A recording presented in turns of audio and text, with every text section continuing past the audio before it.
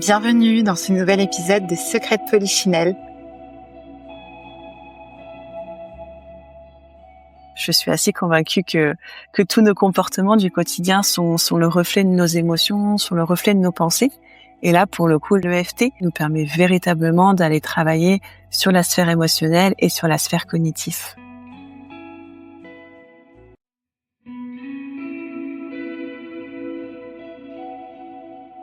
Vous avez du mal à retrouver le sommeil? Vous tournez en rond avec une peur qui vous bloque? Vous souhaitez mieux communiquer, mieux gérer vos émotions? Vous êtes au bon endroit. Je m'appelle Laetitia Léonard, je suis spécialiste en thérapie brève et dans ma boîte à outils, j'utilise le MDR, l'hypnose ou encore les fleurs de Pâques, la PNL et aussi le mouvement et le son. Dans ce podcast depuis 2020, avec Secrets de Polichinelle, je vous propose des outils, des conseils pratiques, des interviews de praticiens du bien-être et des témoignages d'expérience pour vous inspirer et vous aider à passer à l'action. Et si vous voulez prolonger cette dose de motivation et de bonne humeur, je vous envoie chaque mois une newsletter avec encore plus de ressources. Si vous avez envie de venir au cabinet, à Paris ou en visio, ou de vous inscrire à la newsletter, je vous mets le lien en description. Bonne écoute! Bonjour Laetitia. Bonjour Laetitia. Ravie de t'accueillir pour ce nouvel épisode de Secrets de Polichinelle. Avec grand plaisir. Alors, ce n'est pas un hologramme, c'est bien une autre Laetitia qui est avec moi aujourd'hui. C'est pas commun. Et une Laetitia avec le même orthographe, d'ailleurs. Exactement. Les bestes. Oui, évidemment. Et mais aujourd'hui, je t'invite, c'est parce que je voulais parler d'un sujet qui m'intrigue et qui me parle. C'est vrai qu'en accompagnement thérapeutique, je trouve important d'avoir des outils aussi, parfois entre les séances, ou à moyen long terme pour pouvoir aider à réguler ses émotions, pouvoir apaiser du stress, voilà. Et je trouvais que l'EFT que tu proposes était particulièrement intéressante pour ça. Donc c'est de ce dont nous allons parler aujourd'hui. L'EFT qui peut sembler être un acronyme un peu barbare au premier abord. Donc est-ce que tu peux nous dire déjà EFT, quelle signification ça a? Quelle signification ont ces 3 lettres? Oui, bien sûr. Du coup, EFT, ça veut dire en anglais Emotional Freedom Technique, donc technique de libération émotionnelle. Donc effectivement, c'est un nom assez barbare pour exprimer une technique qui vient vraiment à viser de pouvoir libérer l'intensité émotionnelle dans le corps, donc d'émotions que l'on peut ressentir sur l'instant, mais aussi éventuellement d'émotions passées. Et alors, un acronyme en anglais, ça vient des pays anglophones au départ? Oui, effectivement, ça vient des États-Unis, cette méthode-là. Si je me trompe pas, pour la petite anecdote par rapport à l'EFT, c'est un psychologue qui en fait avait chez lui, a reçu un de ses clients qui avait la peur de l'eau, et dès qu'il avait la vue de l'eau, de la piscine, en fait, il avait des nausées. Et du coup, un jour, il lui a dit de stimuler le point sous l'œil, car en acupuncture, en médecine chinoise, c'est le point qui est associé à l'estomac, en se disant comme ça va lui atténuer ses maux d'estomac. Et effectivement, ça a atténué ses maux d'estomac, mais surtout, ça lui a enlevé sa peur de l'eau, sa phobie de l'eau. Et donc, du coup, c'est à partir de là où il a commencé à faire des recherches sur l'influence de ces différents points d'acupuncture en lien avec les émotions. Intéressant. Et donc, effectivement, c'est en lien direct aussi avec la médecine chinoise, avec des points d'acupression, c'est ça? Oui, exactement. En fait, en EFT, on va venir tapoter certains points précis du corps qui correspondent à des points d'acupuncture par rapport aux différents méridiens de médecine chinoise. Donc, c'est généralement les points d'entrée et les points de sortie. Et du coup, on va venir les tapoter. Donc, les tapoter, ça veut dire avec le bout des doigts. On va les stimuler pour pouvoir finalement envoyer aussi de l'information à notre corps. En fait, en tapotant, ça va agir de différentes manières. Ça va permettre déjà d'un point de vue énergétique, donc effectivement de relancer la circulation énergétique. Et puis aussi, en tapotant, ça va venir stimuler la partie parasympathique du cerveau.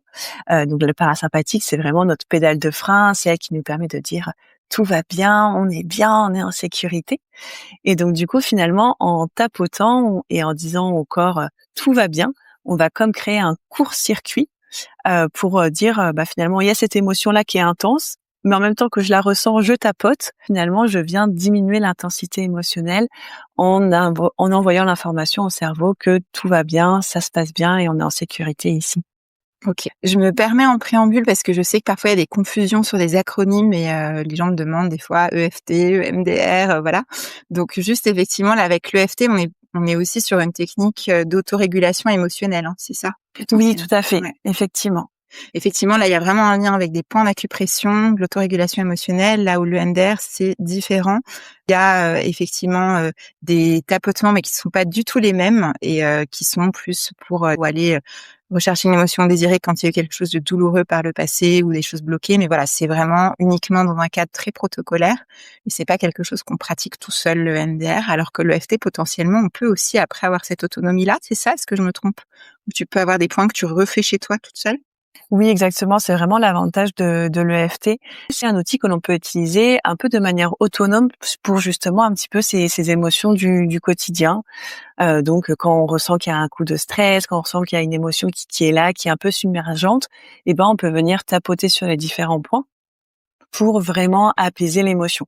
Donc par exemple, si je mets un petit peu en pratique ce que je partage, par exemple pour une personne qui a une prise de parole en public, donc du coup elle peut tapoter avant la prise de parole en public pour justement baisser l'intensité émotionnelle et être plus apaisée au moment de rentrer sur scène. Mmh. Donc ça c'est une pratique. Et puis après ça, ce qui pourrait être intéressant éventuellement, c'est aussi de pouvoir voir pourquoi c'est si compliqué d'aller sur scène, pourquoi il y a autant de peur à l'idée de la prise de parole, etc. Et là, pour le coup, on serait plutôt sur effectivement de l'EFT en travail avec ce qui a pu se passer éventuellement durant l'enfance, des choses qui sont cristallisées, etc., etc. Donc oui, je trouve ça intéressant. Moi, j'aime bien effectivement parler de différentes, méthodes, approches dans ce podcast. D'abord parce qu'il y en a plein et qu'après c'est à chacun de faire un peu son choix en fonction de ce qui lui parle. Et puis, aussi parce que parfois il peut y avoir des choses, voilà, comme la respiration, comme l'EFT, comme les fleurs de Bach, qui peuvent Oui. venir en complément et en soutien, sur du moyen long terme. Donc, c'est un peu l'idée de replacer ça en contexte. Comment est-ce que toi tu as découvert cette pratique, Laetitia, et est-ce que tu peux nous en dire un peu plus sur ton parcours? Par rapport à mon parcours, c'est vrai que j'ai eu pendant plusieurs années des troubles du comportement alimentaire. Et du coup, dans ce cadre-là, j'ai été accompagnée, j'ai été soutenue, j'ai été guidée par une psychologue qui notamment pratiquait aussi de l'EFT. Donc du coup, j'ai pu aussi expérimenter l'EFT par ce biais-là, et j'ai pu aussi véritablement ressentir les bienfaits sur moi par rapport à mon propre parcours de vie. Et puis, c'est vrai qu'après, au fur et à mesure, j'ai commencé à me reconvertir, à me former à d'autres outils en tant que professionnelle de l'accompagnement. Et puis, c'est vrai qu'au cours de ces différentes formations, j'ai retrouvé quelqu'un qui pratiquait aussi de l'EFT. Et du coup, voilà, je me suis dit que c'était vraiment un outil, qui était vraiment, hyper intéressant pour justement aller travailler toute la sphère émotionnelle. Parce que c'est vrai que la sphère émotionnelle, moi, c'est ce qui me passionne véritablement. Je suis assez convaincue que tous nos comportements du quotidien sont le reflet de nos émotions, sont le reflet de nos pensées. Et là, pour le coup, l'EFT nous permet véritablement d'aller travailler sur la sphère émotionnelle et sur la sphère cognitive. Donc c'est vraiment dans ce cadre-là que j'ai découvert et que j'ai voulu aussi pratiquer ensuite. Et donc maintenant, c'est ce que tu pratiques avec d'autres, techniques, ou ça fait partie des choses que tu utilises, quand même assez souvent en cabinet ou en visio? Oui, c'est ça, exactement, exactement. C'est vraiment mon outil, mon socle de base, on va dire, dans mes accompagnements. Et au-dessus, je vais ajouter, d'autres pratiques, énergétiques, l'hypnose et d'autres outils de visualisation, d'ancrage, et cetera. Alors, on se dit tout spontanément que des points de tapotement comme ça, d'acupression, ça peut aider à faire baisser le stress, qui est parfois trop intense dans nos vies modernes. Tu confirmes? Complètement. Complètement. Et alors, est-ce que ça peut, fonctionner parfois? Tu sais qu'il y a, bon, beaucoup de personnes qui font des crises d'angoisse, des crises de Mmh, panique. mmh. Est-ce que, ça peut être utile justement au moment de l'arrivée d'une crise d'angoisse? Est-ce que ça peut avoir aussi cette utilité-là? Ou plutôt en prévention? Je ne sais pas. Vraiment les 2, encore une fois. OK. Ça peut être utilisé en prévention pour justement aller à l'origine de ces crises d'angoisse, d'aller comprendre un petit peu, quelle est la racine de ces crises d'angoisse qui arrivent. Et puis effectivement, quand l'émotion est déjà là, quand l'intensité se fait ressentir, vraiment ça va permettre de pouvoir souffler, apaiser et laisser circuler les choses. Ça permet vraiment de redonner de l'énergie et de refaire circuler les choses dans le corps finalement. Alors quand cet épisode sortira, on aura eu un atelier justement en visio où tu pourras déjà nous expliquer un petit peu les grands principes. Mmh. Si c'est quelque chose qui vous intéresse, de toute façon, je vous reparlerai des ateliers en description et éventuellement à voir si on pourra peut-être proposer ponctuellement des contenus. En tout cas, c'est vrai que c'est très visuel finalement, les tapotements, de voir un petit peu où est-ce qu'on a besoin d'aller tapoter pour que ce soit efficace. Oui, c'est vrai que il y a plusieurs points, il y a plusieurs points sur le visage, plusieurs points au niveau du buste, au niveau de la main. Mais bon, c'est vrai qu'une fois qu'on a tapoté 1 ou 2 fois, les points sont assez faciles à retenir et après c'est vraiment une pratique que l'on peut emporter avec soi dans son quotidien. Après, je sais aussi que avec le tapotement, comme je l'ai dit, on tapote sur le visage. Des fois, ça peut paraître un petit peu étonnant et c'est pas forcément facile dans certains contextes de tapoter sur soi, sur son visage. C'est vrai qu'il y a aussi des points un peu plus accessibles, d'urgence, on va dire, qui peuvent être faits plus facilement en EFT. Donc, je pense notamment à un point qui est sous les clavicules, où du coup, il peut être massé pour justement pouvoir apaiser et laisser circuler l'intensité émotionnelle. Et puis aussi, ça peut être aussi de se pincer le bout de chaque doigt, parce que là, au bout de chaque doigt passent aussi nos différents méridiens. Et du coup, ça, pour le coup, ça peut être fait vraiment en mode sous la table, quand l'émotion est arrivée, quand on est en réunion et que collègues agacent ou autre, et ben on peut facilement tapoter ces points-là. Tapoter le bout des doigts, c'est ça, hein? Oui, exactement. Discrètement sous la table de réunion. Exactement. Parfait. C'est beaucoup plus discret que de se tapoter au niveau des yeux. Oui, c'est sûr. Ça risque de générer des réactions surprenantes. Donc oui, ça c'est vrai que c'est intéressant de se dire au travail parfois on peut pas trop aller respirer ou aller voilà, là ou aller on n'a pas ses fleurs de bac avec soi, on n'a pas bon, qu'est-ce qu'on fait? On peut aller tapoter du bout des doigts. Exactement, Super. ouais.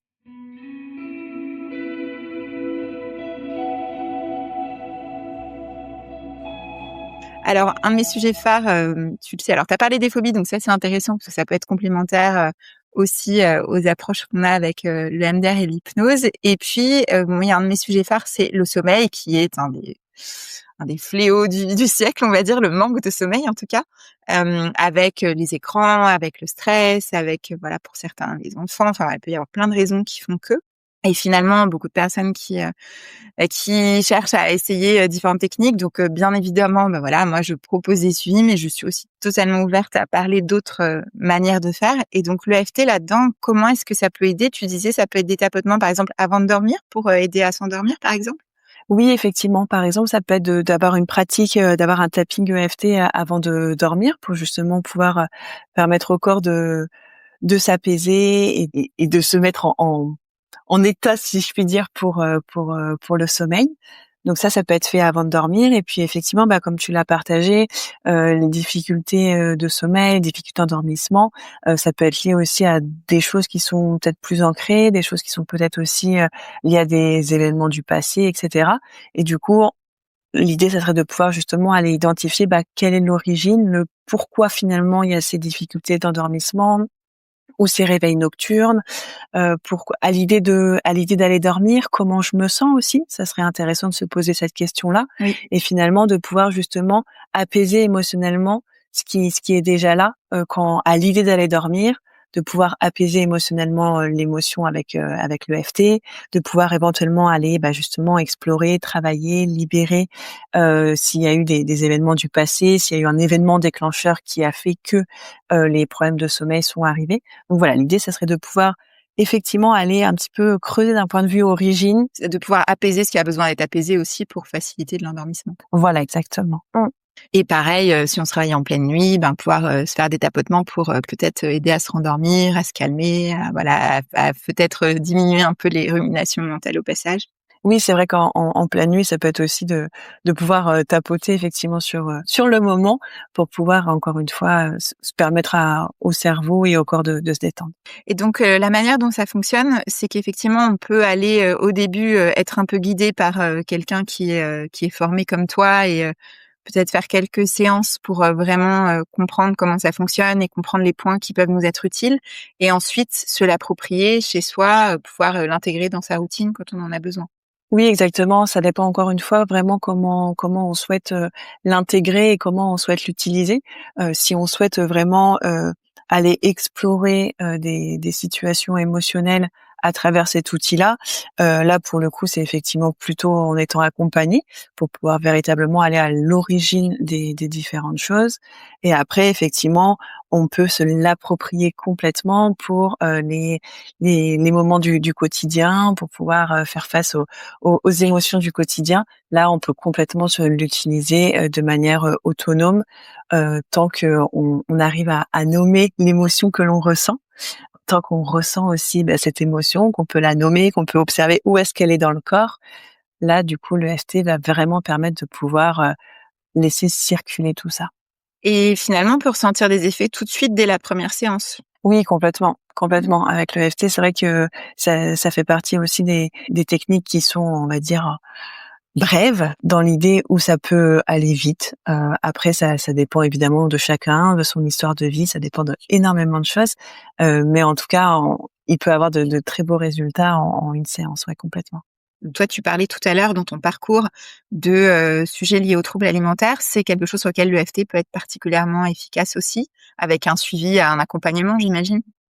Oui, complètement. C'est vrai que, aujourd'hui, j'accompagne beaucoup justement sur ce sujet-là, des compulsions alimentaires. Encore une fois, avec l'EFT, on va vraiment, aller à l'origine de la compulsion alimentaire, du pourquoi j'ai besoin de sucre, de pourquoi j'ai envie de manger, pourquoi j'ai besoin de me remplir, pourquoi j'ai une sensation de vide que j'ai besoin de remplir et cetera.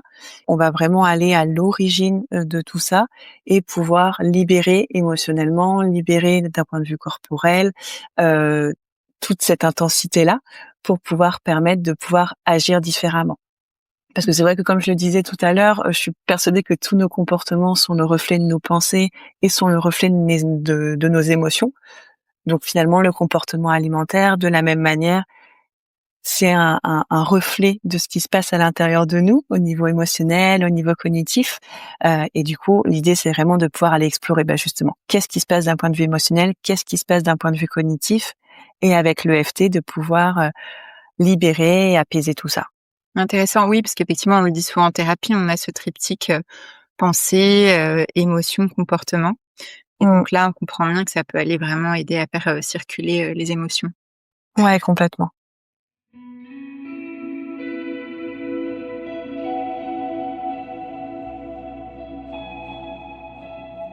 Tu parlais tout à l'heure des méridiens et du lien avec la médecine chinoise. Alors, moi, je connais, ça fait longtemps que je pratique l'acupuncture et cetera. Enfin, que je la pratique, en tout cas, je la reçois. Mmh. Mais je me dis qu'il y a certainement des personnes qui écoutent et qui n'ont peut-être pas eu l'occasion d'essayer ou qui ne savent pas trop ce que ça veut dire. Est-ce que tu pourrais expliquer en quelques mots le principe qui est derrière tout ça? Oui, bien sûr. Alors effectivement, au niveau des méridiens, c'est pour imager tout ça, c'est un peu comme des canaux en fait, qui sont en eau, des canaux qui sont invisibles dans lesquels, circule effectivement de l'énergie. Donc selon la médecine chinoise, on a 12 méridiens, qui sont, principaux, et en fait chaque méridien est associé à des organes, généralement à 2 organes, et en fait chaque organe est aussi associé à des émotions. Donc effectivement, en fait, en venant, tapoter, sur, ces différents points, on vient à la fois, explorer, travailler d'un point de vue aussi, énergétique, on vient aussi travailler sur l'organe cible et on vient travailler aussi sur l'émotion qui est associée. Parfait, c'est très clair.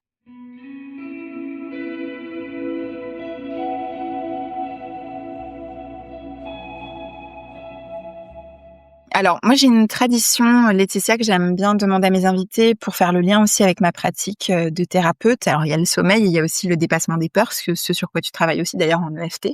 Est-ce Ouais. qu'il y a une peur en particulier, que tu as pu dépasser ou que tu aimerais encore dépasser? Peur ou phobie d'ailleurs, peu importe. Peur ou phobie? C'est vrai que à travers tous les accompagnements que j'ai pu faire pour moi, et notamment, en EFT, la peur de la prise de parole, la peur de se montrer, c'est vrai que celle-ci, elle a quand même bien, bien, bien diminué, Ouais. pour me permettre, justement d'être, déjà là aujourd'hui, de pouvoir aussi communiquer sur les réseaux sociaux, de pouvoir aussi, proposer justement des ateliers, des espaces d'échange.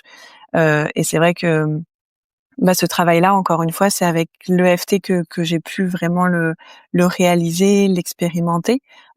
Et du coup, ça a été aussi de justement pouvoir observer, éventuellement dans l'enfance, justement, qu'est-ce que ça voulait dire pour moi de prendre la parole, quelles étaient les peurs qui étaient associées au fait de prendre la parole, de se montrer, etc.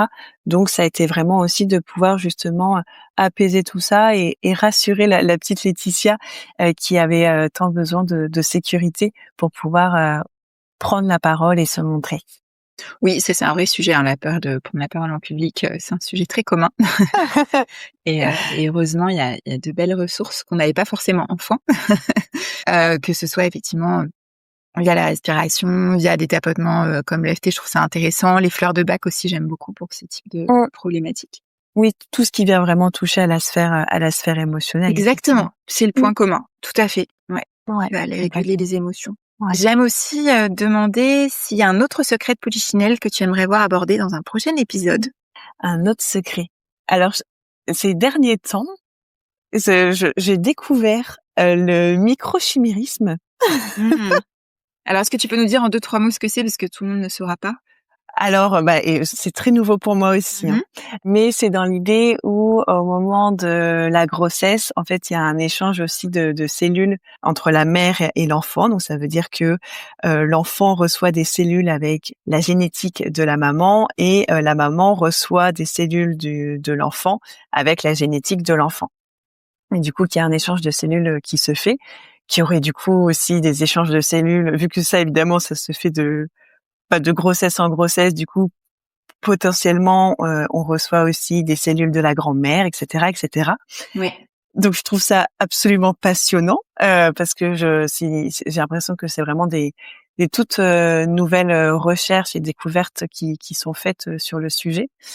Et moi, avec mon approche émotionnelle et énergétique, ça m'interroge aussi beaucoup sur justement peut-être ce qui peut aussi se transmettre justement d'un point de vue émotionnel, d'un point de vue mémoire, d'un point de vue souvenir, peur, etc.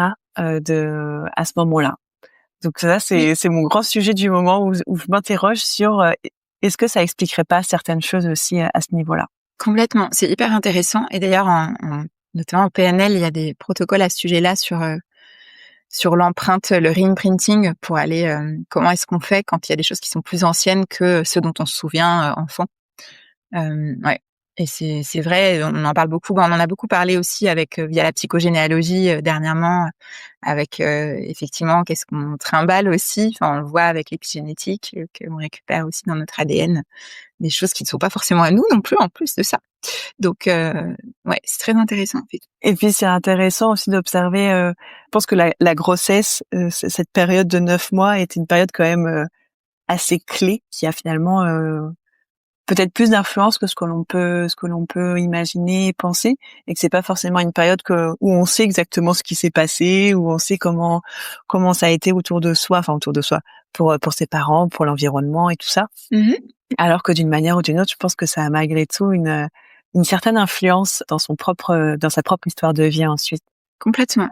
C'est effectivement un point important et on a la chance d'être dans une époque où on cherche à comprendre aussi de plus en plus de choses, que ce soit par rapport à la famille, par rapport à effectivement, ce qu'on a pu, vivre, avant nos souvenirs aussi. Donc Mmh. c'est chouette à explorer. Après, je rassure les auditeurs et les auditrices, même si on n'a pas d'infos, on peut aller travailler dans le présent et les nouvelles Et il y a thérapeutes sont déjà aussi beaucoup de là pour choses. ça. Voilà.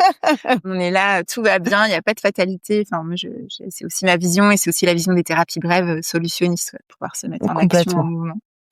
OK, très chouette. Si on souhaite, te contacter, si on souhaite, voilà, que ce soit pour, un suivi, poser des questions sur l'EFT, je mettrai les liens en description. Tu as un site web, il me semble. Oui, tout à fait. Du coup, j'ai un site internet, Laetitia Chanmel, et puis j'ai aussi le compte Instagram sur lequel je propose beaucoup de contenu. Le compte Instagram, je parle beaucoup des compulsions alimentaires, du comportement alimentaire et de l'influence des émotions sur nos comportements, sur nos actions dans le quotidien.